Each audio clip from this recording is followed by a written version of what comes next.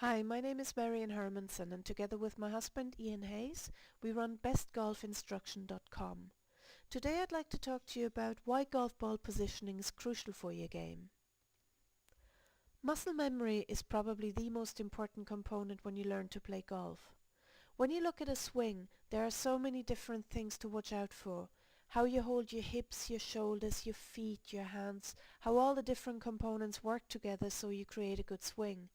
It takes a lot of practice to combine the individual parts to form a very good swing. When you look at some of the best players, you will notice that their swings are smooth, and of course they are consistent. That means that they can hit the ball the same way every time.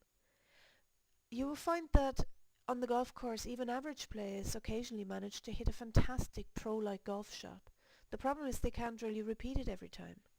And being consistent all the time is what defines a great player. So you might ask yourself, if consistency is so important, why would you mess with the ball setup? Wouldn't it be easier to position the ball in the same place every time?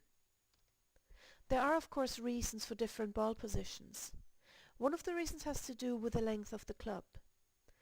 If you look at the driver, which is the longest club in your bag, you swing the driver in a wide arc with a sweeping motion. It's a very stretched out, long, beautiful swing.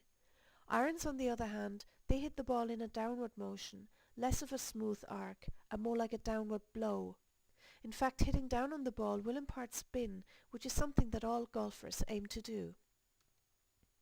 Other reasons for different ball positions have to do with the swing arc. If you imagine yourself, you're standing there setting up with the iron, you hit the ball at the bottom of the arc. Whereas with a driver, the ball tends to be further to the left, it's teed up on a tee, and you hit the ball past the bottom of the arc on the upswing. The result is greater lift and distance. There are some general guidelines for ball positions that might help you.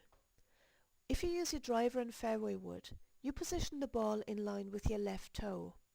Same for any clubs with less than 19 degrees loft. This is quite individual. You find a lot of golfers might put them a little bit further left, even outside of the left foot. Some put them a little bit inside of the left foot. It's up to you. Try out and see what it feels like. With your high irons, the 5 irons to 9 iron, you would actually start out with the ball directly on the middle line between your heels.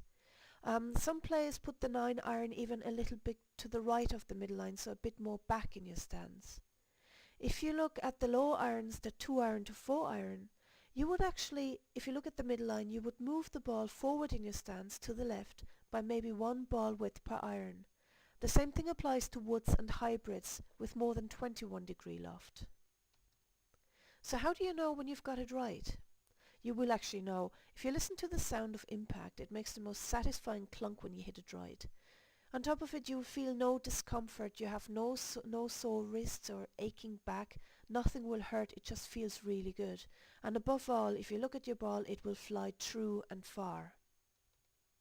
There are a lot more tips and drills on our website, so if you enjoyed this presentation, come on over and visit us on www.best-golf-instruction.com. I hope you enjoyed this, and keep your head down, you swing smooth, and we hope to see you again in the future.